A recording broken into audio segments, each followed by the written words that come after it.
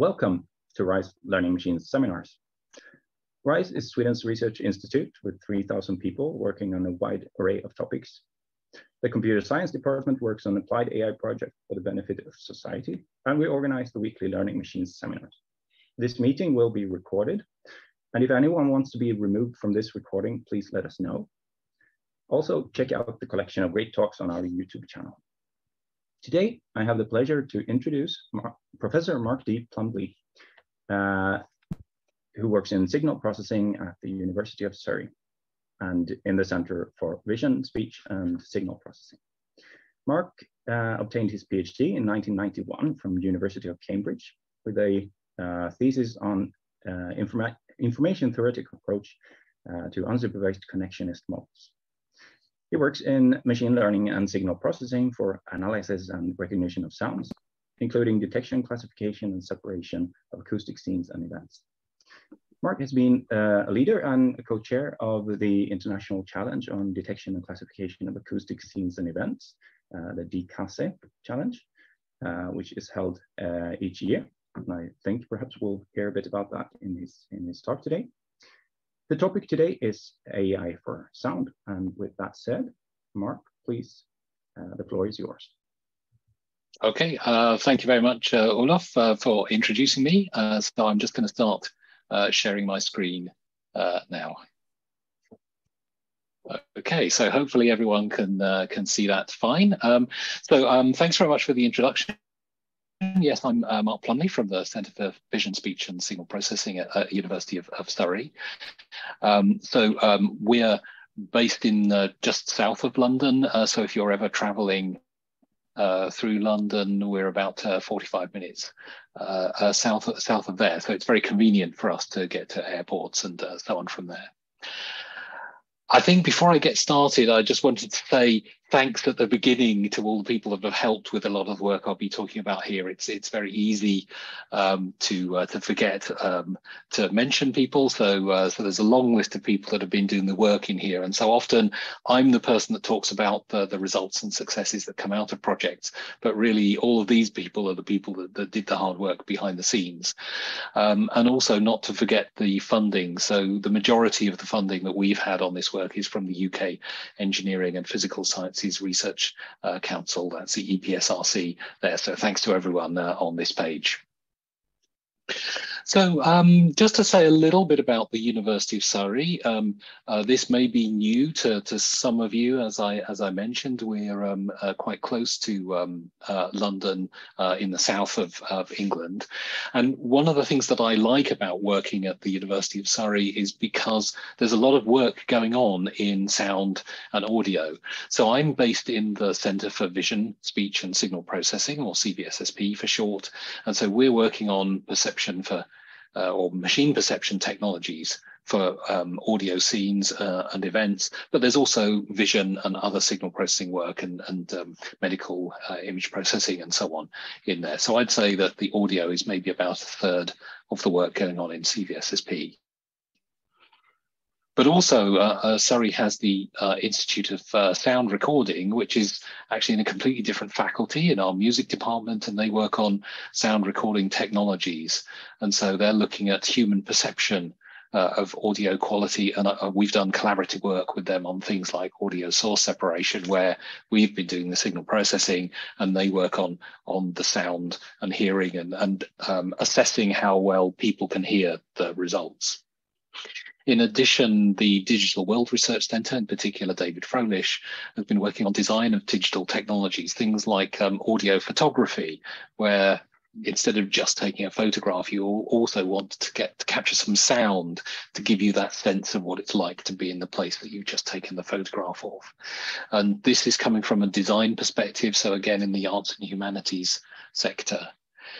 And also within the Centre for Digital Economy, which is in our business school, this is about new business models enabled by digital technology. And one of the things that are mentioned on here, this Audio Commons project, this was a collaboration that included the Centre for Digital Economy about how you build business models that can help people to share free sounds. So some of you may be aware of Creative Commons sound sharing. But if you want to build a business in that space, somehow you need some income to come into your business to help that to work.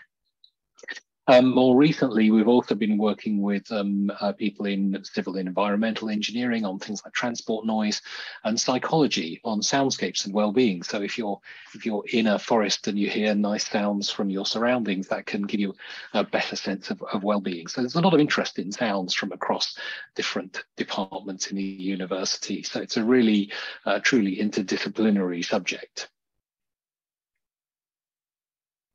So just as a little bit of introduction about why sound, why should sound be interesting? So I think one of the things here is just in terms of the value of sound. So you can think of these in euros if you like, but the value of sound is not always so clear. And in fact, one of the things in terms of industry is we have a UK acoustics network that's brought together a lot of industry and academic partners across the acoustics industry, and really did an assessment of what value the acoustics industry is. And it works out about half the size of the computer games industry, but spread across many different sectors. So it's not always so obvious where the acoustics industry is. You might know about people working in hi-fi audio or in broadcast radio, but actually if you bring these all together, then there's quite a significant 6 billion euro, roughly 7 billion euro activity in the UK. But another impact that we're interested in is the social cost of sound. So we're very much aware of, say, air pollution and air quality in urban areas, but there's also road noise that impacts people. So loss of sleep, heart problems caused by stress can be caused by road noise. And so this is something that can have a significant impact. And not only are these just for England in the UK, but there are also assessments across Europe as well. So you can find out these World Health Organization and European assessments of road noise. And this is something that means that to be able to help to control noise is an important part here. But from a technology perspective, there's also hugely expanding sound recognition technology. This research that was commissioned by one of the industry partners that we've worked with, Audio Analytic, indicates that the international market for sound really could be 4 to 5 billion a year by 2025. And even that's a little bit out of date. So Amazon Alexa type devices everybody knows about, but there are also other types of sound recognition that are really getting employed in industry now. So it's really a significant and growing activity from an industry perspective and government perspective. So what are we talking about here in terms of recognition of sounds? So I like to think of the sort of main tasks that we're looking at as 3 different types of tasks here. So one is in scene classification. Can you tell where you are based on the sounds that are happening? Are you on a bus? Are you in an office? Are you at home? Perhaps you're in a park. So these type of general scene classification ideas could help maybe to adjust a device that you might have, so that if you're in a noisy bar, you might want to turn sound up. If you're in a quiet concert, for example, you might want to turn the sound off entirely on a mobile phone that you might have. Audio tagging is a sort of mid-range point. What are the sounds, individual sound objects that are happening inside here? Do you hear hisses, keys jangling, squeaking noises? But it's really just a bag of tags, if you like. We don't have a particular start and end time for those. Whereas if we're looking at the task of sound event detection, we want to know when the sounds start and end. So speech that starts here and ends here, birds singing, cars passing by, and so on. And the sound event detection is particularly challenging for a couple of reasons. One is that the labeling for this is very expensive, because not only do you have to label what the sounds are, you have to have somebody that can really mark the beginning and end of particular sounds. And also, many sounds don't have a sharp start and end. If we think of the example of a car passing by, it starts arriving from a long way away, and you gradually hear it arriving, and then it passes by and it gradually disappears into the distance. So this is one of the things that can make sound event detection very different from, say, computer vision problems, where normally objects in a computer vision problem will have a defined edge. You've got an edge of an object as you see it in your picture, whereas the equivalent for sound is more like mist or cloud. You can't really put an exact start and end to a mist. So, although there are parallels with image processing, we do start to see things where sound processing is very distinctly different. I'll talk a little bit more about applications later, but that's just to give a hint of some of the applications that come up later. So we mentioned about labeling on the previous page. Here, what we want to do to be able to recognize sounds, we want to use machine learning techniques, deep learning techniques, for example.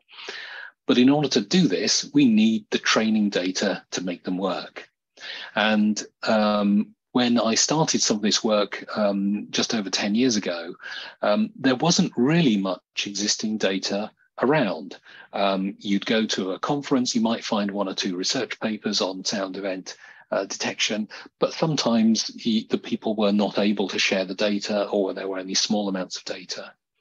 So what we did within a fellowship project at Queen Mary University of London, where I was then, and also in collaboration with IRCAM in Paris, was to go out and collect some data. So some of the students and researchers went around with in-ear microphones, collecting sounds from scenes of parks and streets and transport, but also sounds of events in an office. So they came in over the weekend and made door knock, door slam sounds, ran the printer, tapped on the keyboard to create sounds that we would then record.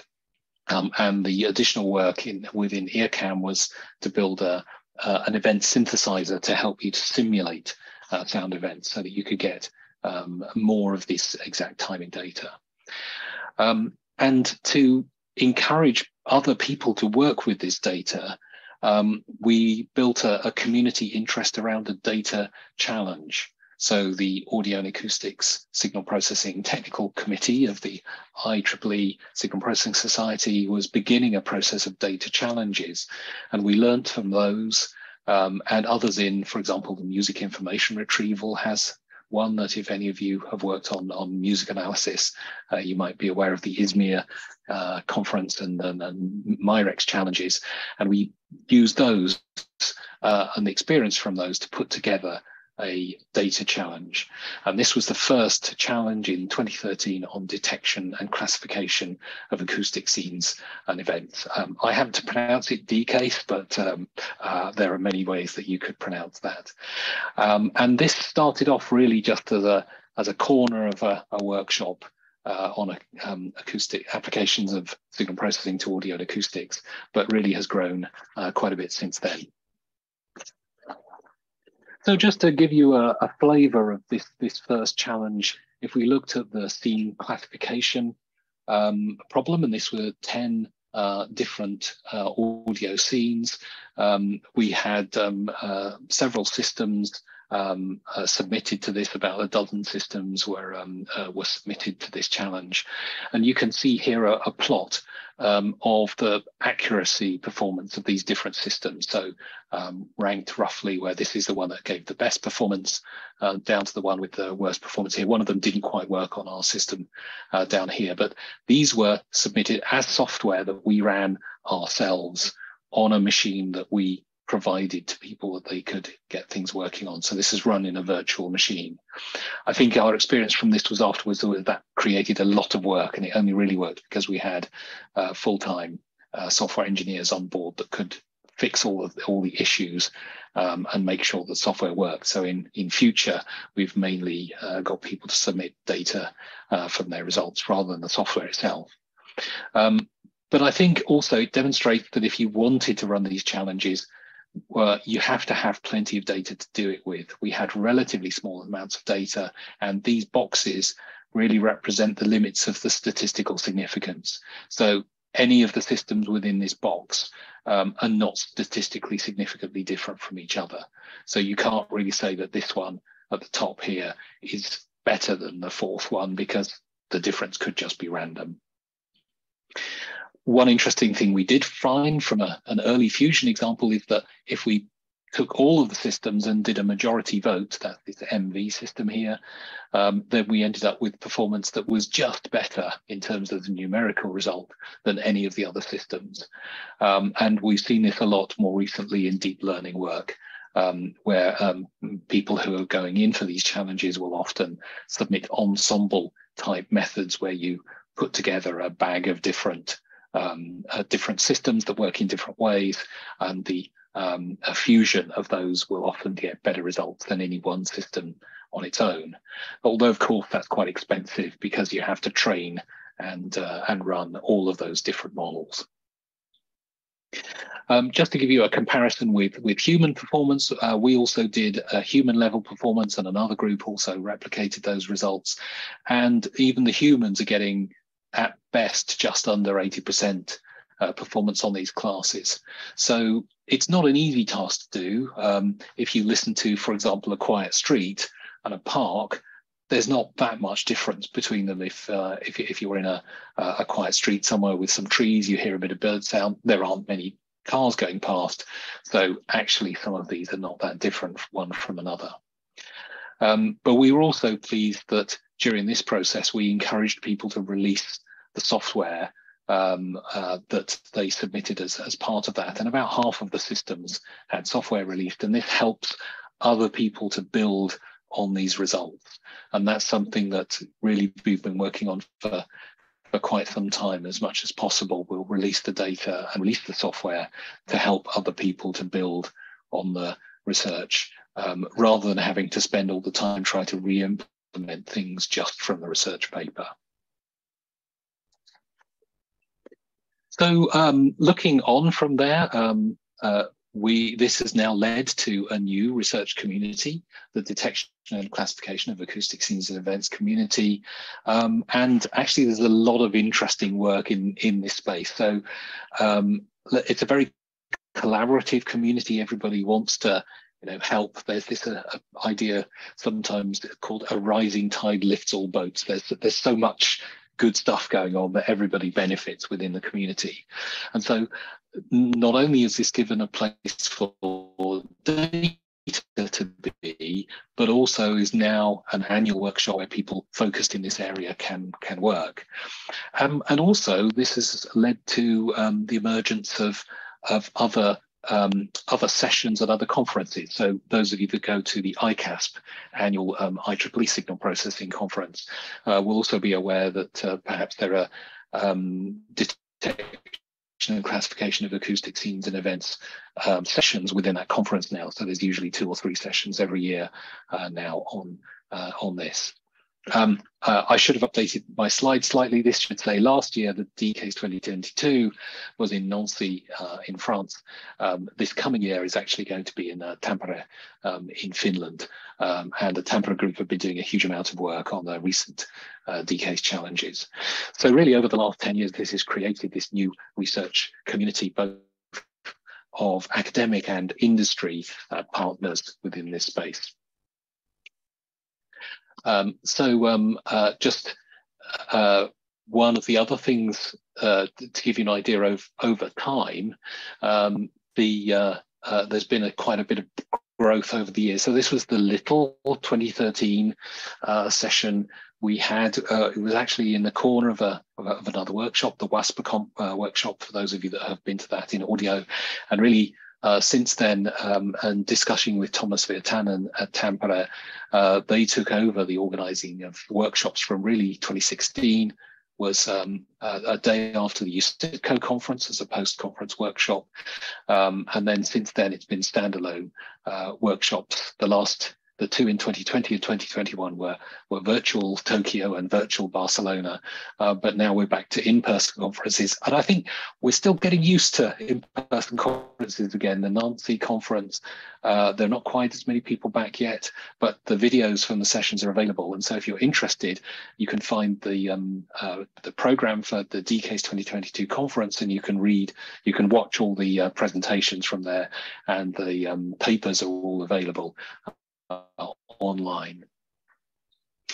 But it's been really interesting to see how the interest in the challenges have gone up, and I'll give you a little bit of a flavour of some of the data challenges that have been happening. So there are three, what I'd say are sort of core tasks that happen in the data challenge. So the data challenge itself typically has around 5 or 6 challenges every year, 5 or 6 tasks, and some tasks tend to appear every year, and some tasks are a little bit different from one year to another. So the ones that tend to appear every year, the first one is it's almost like a starter task, acoustic scene classification. If you've not done anything in sound event and scene recognition before, this is probably the best place to start.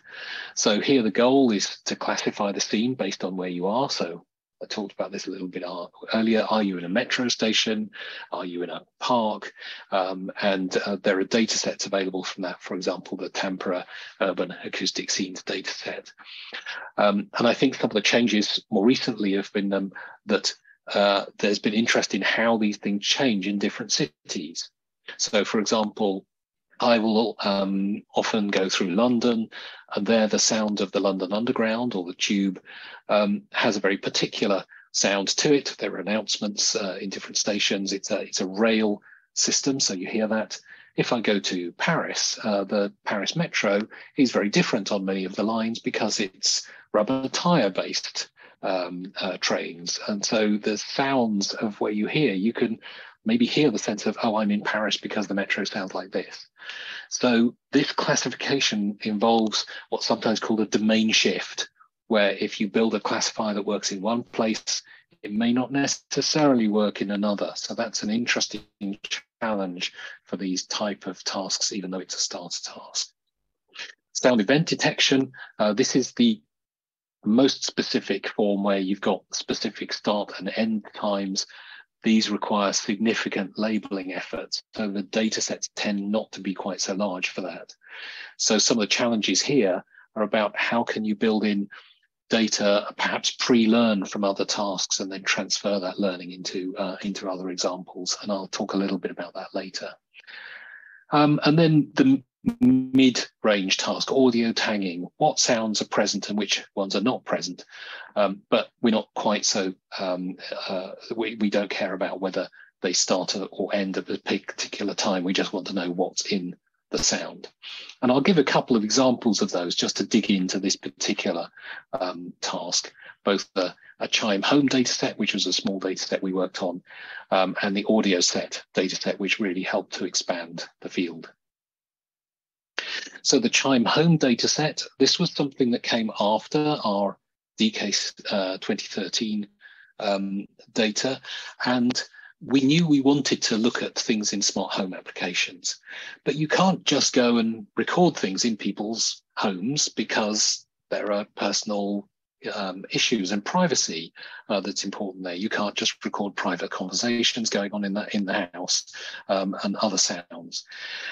So in fact, we were quite lucky that we had, through a discussion with John Barker at the University of Sheffield in the UK, he had recorded sounds from his home to act as background sounds for a speech recognition challenge. So the idea was that these were designed to be background noises to try and make speech recognition harder. But because he'd already recorded and released the sounds, he'd already done the privacy consideration. It was his own home, so he'd released the sounds. All we had to do was label the different sounds. So we brought in some labelers. We employed some students over Easter, and 3 of the students acted as independent labelers for these, to label 4-second chunks of these. We learned quite a lot about labeling. I think if we were going to do this again, we would very much improve the training that we gave to the labelers. We told them to label things like child speech, female speech, just go back to that, percussive sounds and so on. But some of the sounds like percussive sounds and other sounds was another label, were not significantly different. So we had to, after the labeling, merge a couple of those things together. But in the end, we were able to get 45% of the chunks where at least 2 of the annotators agreed on all of those, and we used those for a 2016 follow-up DCASE challenge.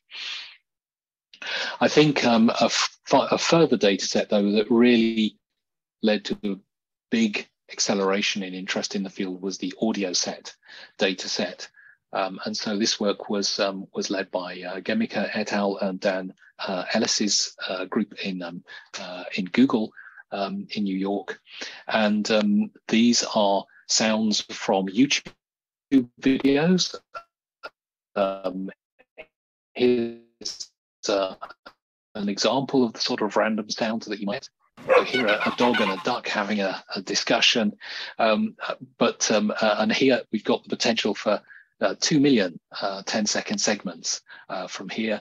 And they put a lot of work into labeling these through audio event categories in a hierarchy of up to 6 deep in the hierarchy. So you could have, for example, an ambulance siren might be sounds of things, vehicle, motor vehicle, emergency vehicle, siren, ambulance siren. So that's quite a long way down.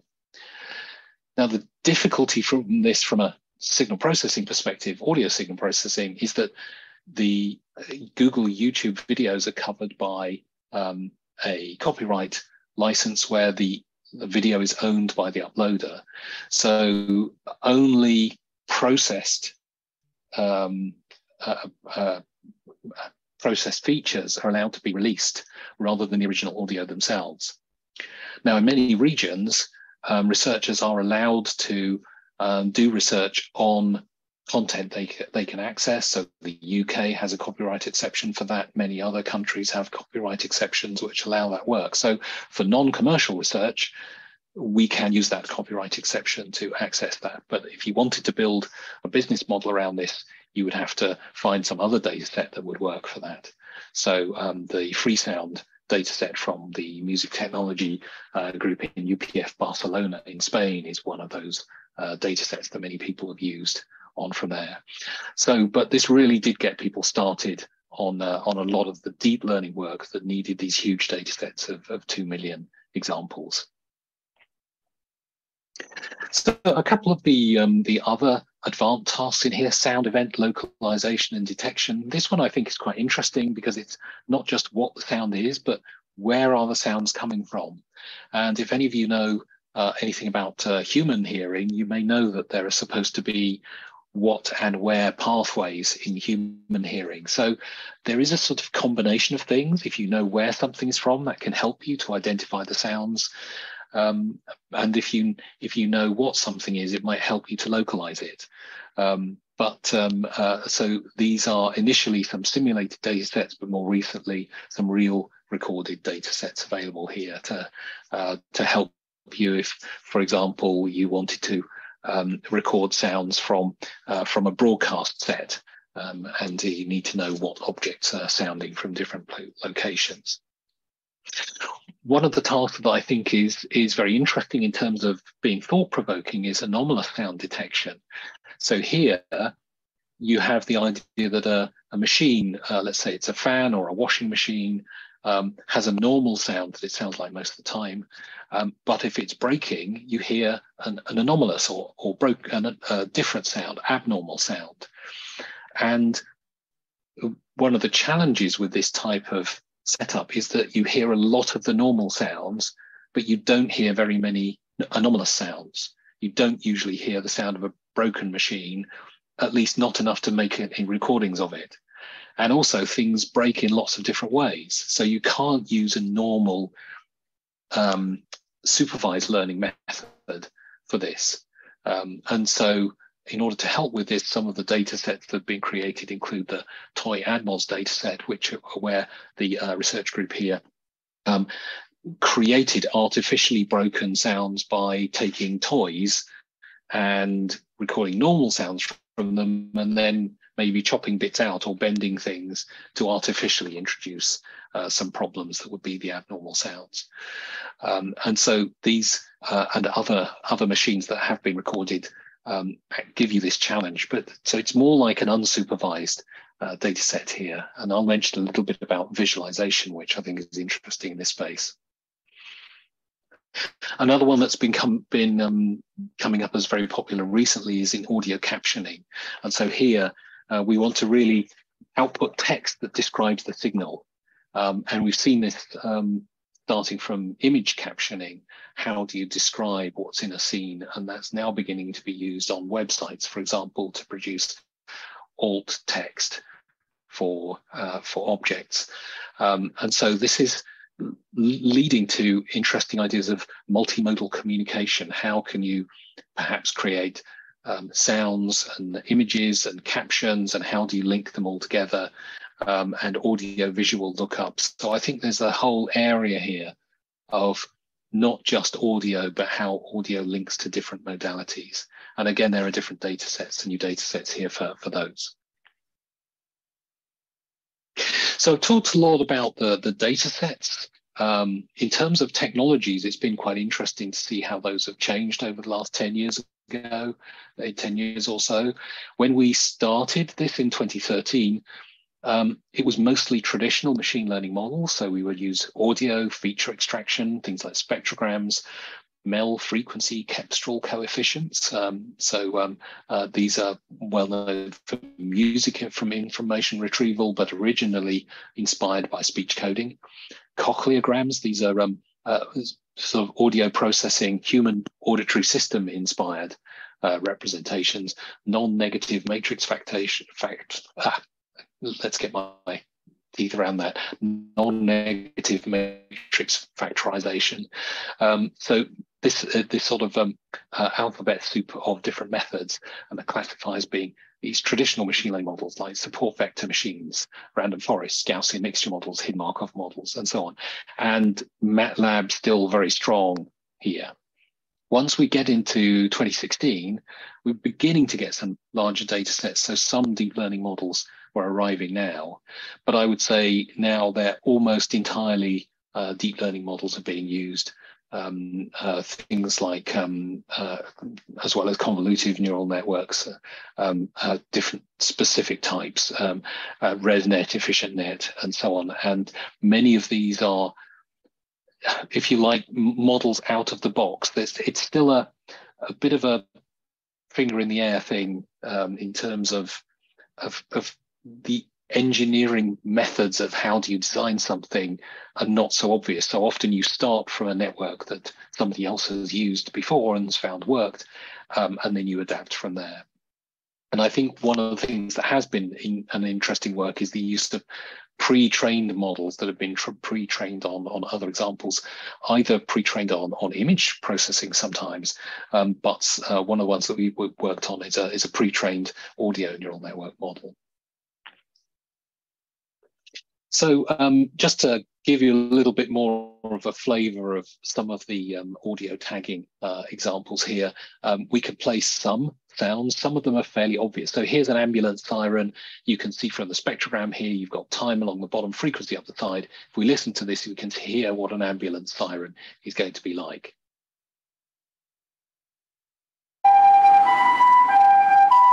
Okay, so I'm not going to play more of that. That's fairly obvious. Reversing beep, this is a truck reversing beep. You can sort of see this here.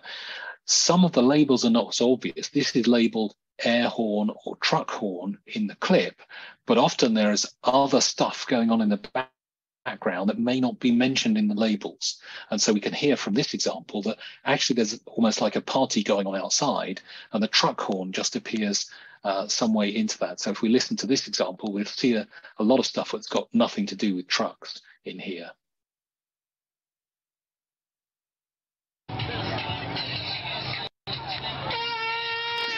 Okay, so you can hear one example from there, but there's a lot of other things going on in the background.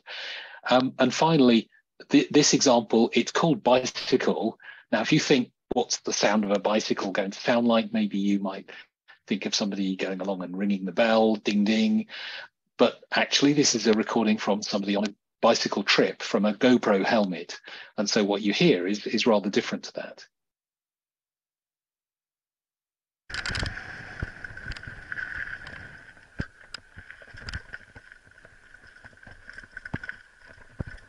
So this is really just the rattling noises that you get if you're on a cycle cycling over some rough ground. So sometimes the labels are really not as obvious from here. And so it's not always going to match with the human labeler. And I think this also brings up another thing about people talk about ground truth in machine learning problems. And often it isn't really ground truth, it's what the human labeler thinks is there. And if you're building a system and you're assuming that the human labeler is perfectly correct, you might have some surprises in store. So just watch out for that, whatever topic area that you're working in. Just to mention about one of the sort of example models here, I'm not going to go into the sort of technology specifics here, but this is a sort of classic convolutive recurrent neural network here that we used. I think one of the reasons that I like this model is that we end up with a sort of attention split here. So this is one of the early works where we were starting to see this two branches, where one of the branches works out the where question and the other one works out the what question. So in a sense, you have your attention model saying, okay, this is the part of the sound that corresponds to the truck horn, for example. So in the example we had on the previous slide, we would only want to concentrate on that bit a little way in to that clip and ignore everything else. And then within that section, the other branch will actually do the recognition of what the object is from there. So this is an early stage work from that. At the time that got very good performance in the data challenges. And so we've been trying to keep our own results going in here in these data challenges as we go through. Since then, though, I think one of the interesting works, and this is really led by Chu-Chang Kong, who's a PhD student in our group, is the pre-trained audio neural networks, or the PANS model.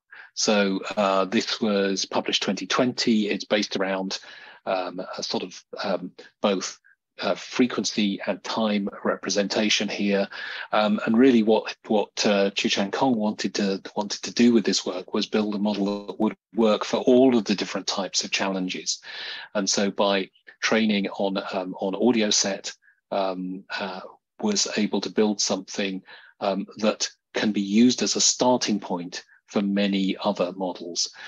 In order to get additional work, there's a lot of data augmentation work going on here. So for example, using masking from time and frequency sections to create things that are sort of the similar type of data, but different enough to add extra training data for the model.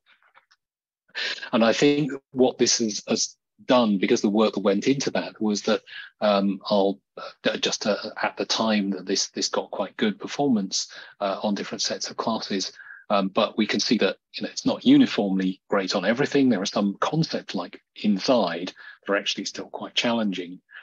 But what this has led to is that you can take this data set, this pre-trained model rather, and then you can use that for other tasks by either starting with that model as a starting point and perhaps replacing the output layer and retraining for a new task, or just using that to initialize the parameters that you then use for a final layer itself. So things like other type of sound event detection, music data set. This is a very classic 2002 task, or human speech emotion, which has very small amount of data here. So the early layers you can use from the pre-trained acoustic model, and you just have to change the later layer where you've got this embedded representation available. And it's become, really since publication, it's become very highly cited. So it's the most cited article from Transactions on Acoustic Speech and Language Processing since it was published in 2020. And just recently we heard it's been awarded the Young Author Best Paper Award to Chu Chang Kong and Turab Iqbal, who are the young authors on the paper, and has been the baseline for many other challenges as well. So it's really great to see this helping other researchers by being able to release this model that other people can build on, so you don't have to retrain the whole thing from scratch. And also there's an efficiency thing here, as sustainability. You may have seen the huge amounts of CPU and GPU cycles that have to be used to train these large models. If you can use a pre-trained model, you don't have to burn up all that resource every time. You can have a more focused adaptation just to the work that you're doing. And particularly within university context where we don't have unlimited GPU resources as well, that's really important. So I think coming a little bit towards the end, I'll speed up a little bit because I'm running a little bit out of time, I think. As well as the classification things, I'm also interested in visualization of how we can inspect this audio data. I mentioned a few slides ago about the anomaly detection task. This is where you're trying to decide whether a machine is working normally or not normally. And often if we have lectures that we go along to, there are nice Gaussian oval shaped blobs where the normal stuff is in the middle and the abnormal stuff is on the outside. That's not what real data looks like if you try and represent that. And so here we've been looking at how do you visualize some of these data sets.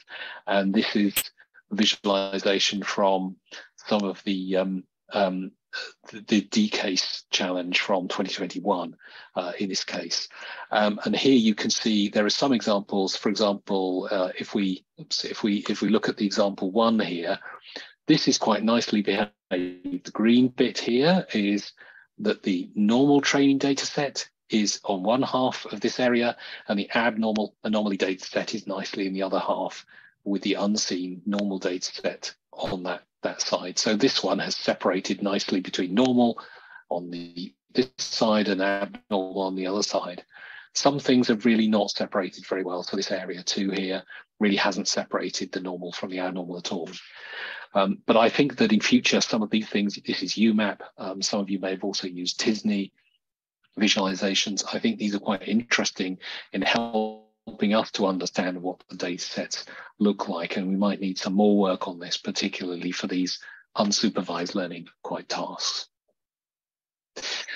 Within Surrey, we have had some success with D-case challenges, and I particularly like the Reproducible System Award challenges prizes that we've been awarded there, because I think this does show that we're trying to help other people to build on our work. And also it does help you as a researcher as well, because if you publish your code that other people can use, they will cite you. So yes, they might get some other result before you do later on, but more likely they will build on your work and encourage others to build on your work as well. So you do benefit in the end, I think, from doing that. So don't hide your stuff away, help other people to build on that, because that's really what science is about. Commercially, sound recognition is becoming available now. The Alexa Guard feature has been available in the USA since 2019 and detects a number of sounds like glass breaking and smoke and carbon monoxide alarms. Google Nest Aware had a similar announcement, and recently Audio Analytic, a UK company, and Qualcomm have talked about sound recognition in smartphones, so building into the smartphone the ability to know the type of environment that it's in. So I think just to finish, can mention a little bit about the potential application areas, but in particular the project that I'm working on at the moment, which is about developing applications for this technology, but rather than trying to focus on can we do better in terms of numbers, the focus of this project is how can we do better in terms of our engagement with people, the end users and the stakeholders of the work. And so what we've been focused on for this project is who are the users in here and how do we engage with them early on in the research process so that we get their opinions about what is worth developing. So we're less focused on can we get 93.7% instead of 92.2%, but instead, can we solve the right problems? A lot of this work has involved around participatory approaches. Again, I'll skip this a little bit to talk about the method called Virtual World Cafe that we've been building. So this is a method that's sort of, it's like a virtual version of going to a big cafe and sitting on tables and talking to people. But instead we do it in Zoom sessions. So we started having to do this because it was during the pandemic, so we couldn't get people physically into a real cafe. But this has now turned into a research method that we'll be publishing about to actually be able to use this internationally or with distributed people. It needs a little bit of help, so you need people behind the scenes to help out in the breakout sessions and technology support and so on.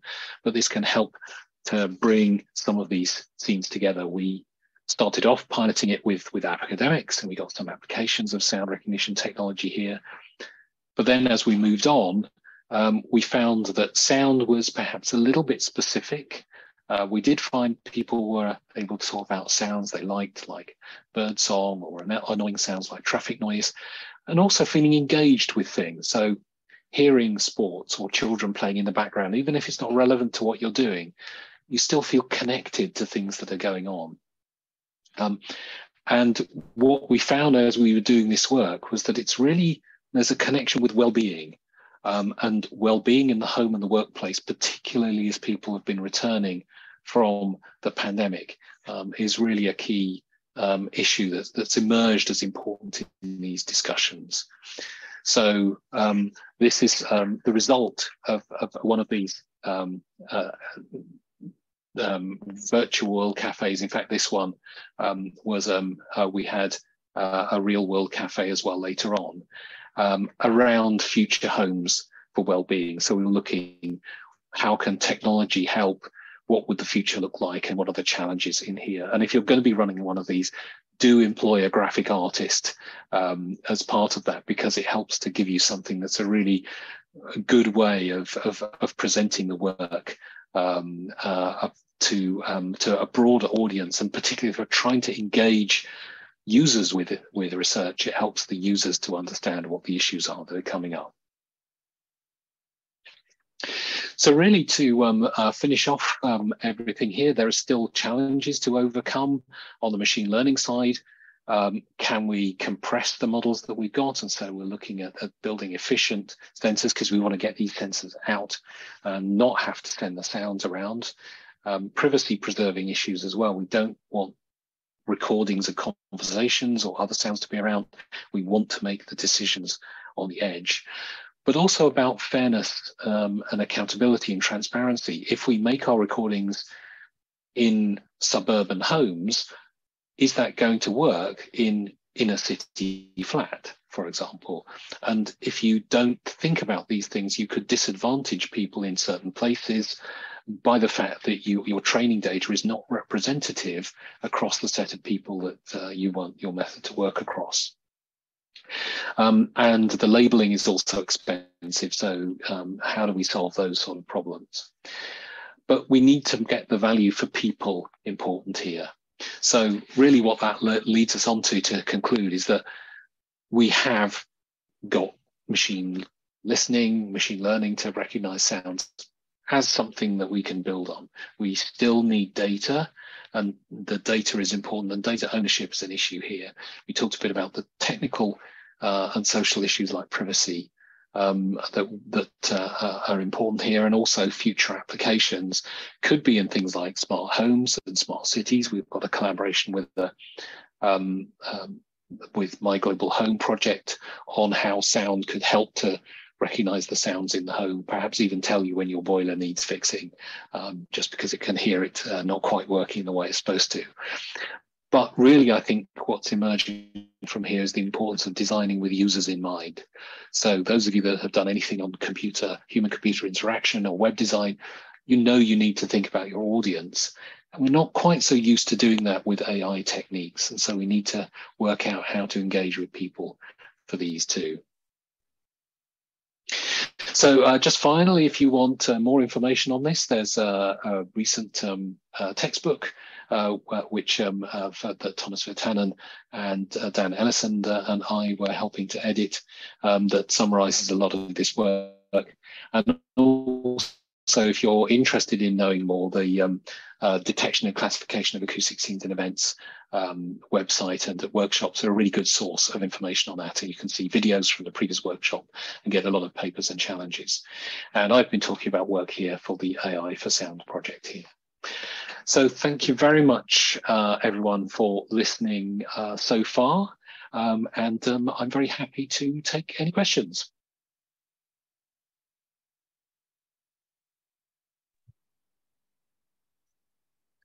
Thank you so much for the talk, Mark. Perhaps I can start with a question and then we'll see if people chime in. So you mentioned that sort of in the recent years, deep learning methods have sort of been dominating this field. So people use a lot of sort of off-the-shelf neural networks that's been designed for vision tasks, right? Do you see that could there be other architectures that work better for sound, or should we look into how to develop these specifically for sound, or is it sufficient to use these vision-based models? Yes, that's interesting. I think that in a way it's surprising that the vision-based methods work quite as well as they do to essentially turn sound into a spectrogram and then treat it as an image and use image processing models. But perhaps that's also indicative of biological information processing, that the same principles perhaps work for what the brain does with sounds, for what the brain does with images. Personally, I think that some of the challenges that are coming up in the amount of data that we need is that our methods are a little bit dumb, I think, at the moment. Even though they're huge, we're applying these huge generic models to things that don't take into advantage the information that we know about the structure of the problem. So, for example, the data augmentation that I gave an example of chopping bits out of spectrograms to help to augment the data to give more examples. And some other data augmentation methods for sound, you might shift them in time or maybe shift them a bit in frequency. If you're doing image processing, you might rotate an object as well, and it should be the same object. And recently with the transformer models and self-supervised learning, you take different versions of the same object and you're using somehow your knowledge of the real world to say this sound or this object should be similar to this sound or this object, even though we've modified it, because we've modified it in a way that's realistic for the real world. But at the moment, we're focused on doing that at the data end, and that means creating huge amounts more data. Whereas I think what will be interesting for me is, could we do that at the machine end, at the structure of the learning model? So we build these symmetries, if you like, into the learning machine itself, so that we don't have to have different time-shifted versions of the model. They're already built in. And to a certain extent, the convolutive neural network already does that. It has weight sharing to recognize the fact that a shifted version of an image or a sound should really be the same, even if it's shifted version. And I think if we can find more similarities like that and better ways of doing this type of structure, that will help. And I think things like the searching through weight space, if you swap all the weights around from one hidden unit to another and just swap them over, you end up in a completely different place in weight space, but it's really the same. So I think it would be very interesting if some group theoreticians could come in and tell us, oh, this is how you search through a space with all these similarities, and really make the search space smaller and more efficient. Yeah, there are some groups working on sort of the over parameterization of neural networks and how that I suppose it could hinder their learning, but sometimes it also helps, right? Mm-hmm. Yeah. We have a couple of questions in the chat. So from Ludwig, we have, what's your general impressions of the speech enhancement field? So that's a very general question, I suppose. Yes. So I've done not that much work in the speech enhancement field. Most of my work has been in non-speech, non-music audio recently. Although I think that one of the interesting things about speech enhancement is the importance of phase as that comes up. And so I think in comparison, the sound, event, and scene recognition work has tended to take a spectrogram and throw away the phase a lot of the time. Whereas if you're doing speech enhancement, you need to really take the waveform into account, because if you don't get the phase right, it's going to sound strange. I have done work in sound source separation, and I think that's one thing that I'm interested to get back into. And I think there is interest in using generative audio methods to do speech enhancement. I remember seeing a music enhancement example from Helsinki about 20 years ago, where they were using physical modeling synthesis to say, well, let's do noise removal by building a really nice simulation of, I think it was a Finnish kantele, a sort of guitar-like instrument. And if we have a noisy version, we find the nearest physical modeling synthesis reproduction of that. And so you get a nice enhanced model. It may be a different waveform, but you still have to use a listening test to find out whether it's enhanced or not. So I think there's a lot of potential to do things in that space, but I'm not actively working on speech enhancement at the moment, so I can't really comment on what the current state of the art is.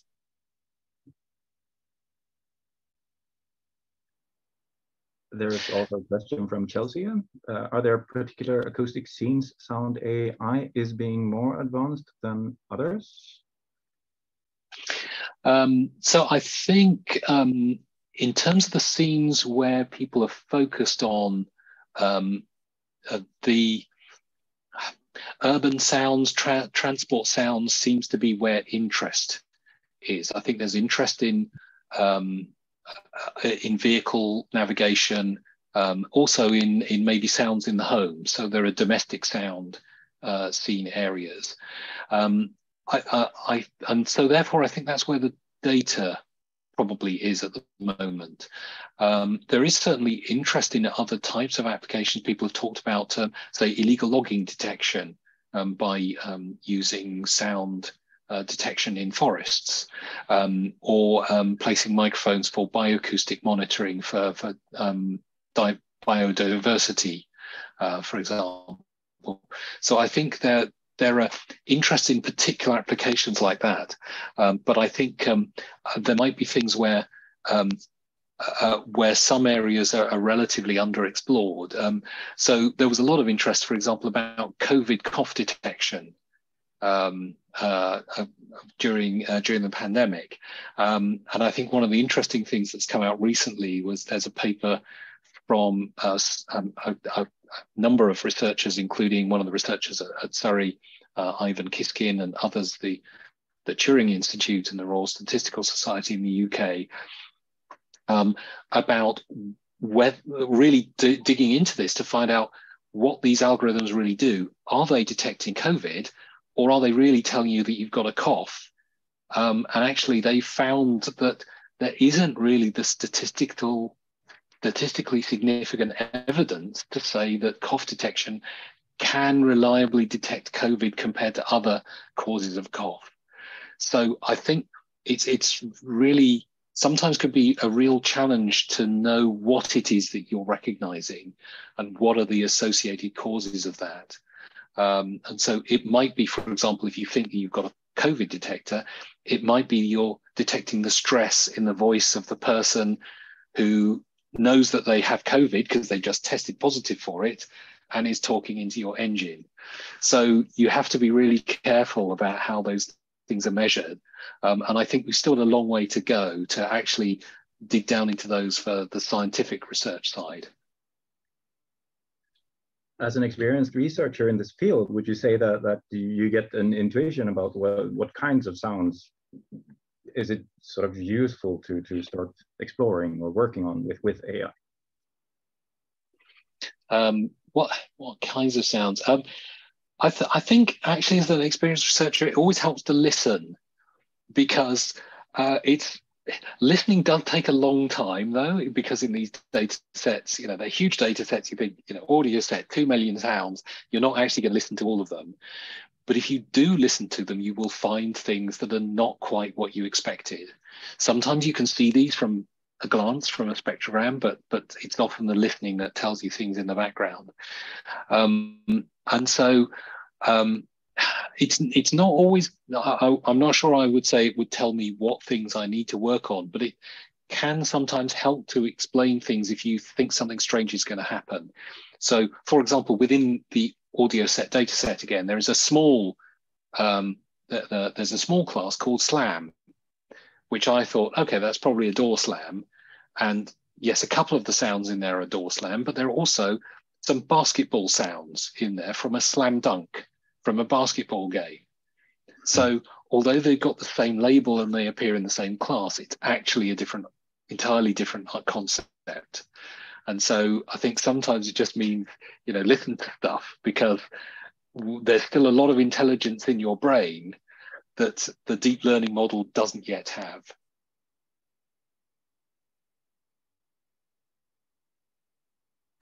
So there's a longer question in the chat as well. Can the image-based techniques accomplish tasks that are stereo-specific, such as precise localization, direction estimation? And 2, can data from larger microphone arrays be used with the standard methods? Yeah, so I think if you're interested to look into this, I would suggest looking at the sound event localization and detection challenge that's been running for about the last 3 years in the DCASE challenge competition. I think what actually has emerged from at least the techniques that I've been looking at from those is that often people will use neural network methods that could just as easily be an image-based or spectrogram-based method for the object detection or object classification part of that task. But often classic signal processing methods like the GCC-FAT, the generalized cross-correlation phase something transform, phase alternate transform. I haven't quite got that right, but it's a whitened version of cross-correlation. That's a well-known signal processing method for direction of arrival estimation that's been around for a long time. And actually a good starting point is to join those two together. And so that's one of the earlier methods that we were working on for that. I think some other methods have looked at using, if you like, pairs of images to try and localize examples, but the image-based methods tend not to see the phases and the precise timing differences. So if your direction of arrival can be identified by a loudness difference, that can help, an interaural loudness difference in effect, then that might help. But I think more generally you'd need to look into the work on phase for that, or use a time-based method. I think that's one of the areas that timing-based signal processing would still be interesting, because you could look at it's the waveform arrival time differences that can really be interesting in that. And I think that there's still a lot of work that could be done to really help with that. And just to add the bit about larger microphone arrays, if you've got higher numbers of microphones, that can really help with the localization, to make the localization task much easier. And sometimes we try and solve problems that are more difficult than necessary. If you know that you're going to need the direction of arrival for something, give yourself a large number of microphones if you can get it, because then it'll make the direction of arrival estimation and also sound separation of different sources easier. It's only if you're stuck with a pre-recorded example of maybe only 2 or 4 microphones, then you might have to work hard to try and pull out things from there. Otherwise, you know, do make things as easy as you can if you can control the recording environment.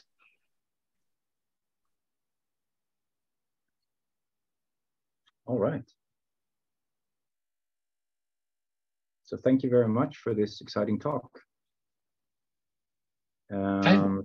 Well, thanks very much for the invitation and the questions. It's always good to have a nice lot of questions at the end. Yeah, yeah. So thank you everybody who also attended this seminar. Welcome back next week. In January 19th, we'll have Julia Fanti visiting us from Carnegie Mellon University. She'll be talking about reducing the communication efficiency, the communication complexity of federated learning through multi-stage optimization.